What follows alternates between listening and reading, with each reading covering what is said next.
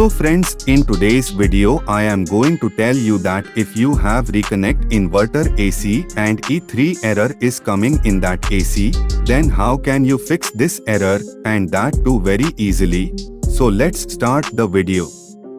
If E3 is coming in Reconnect AC, then it is the error of evaporator sensor. In simple words, it can be called coil sensor. This sensor is installed in the coil of the indoor unit. This error can occur in your AC due to three reasons. It is possible that the wire of the coil sensor may have been cut by a rat.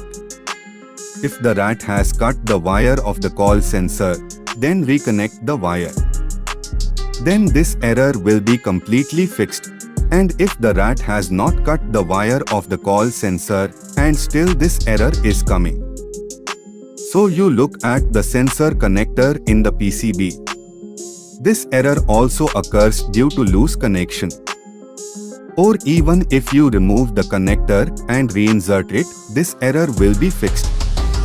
And even after that it is not fixed, then you can replace the evaporator temperature sensor coil sensor.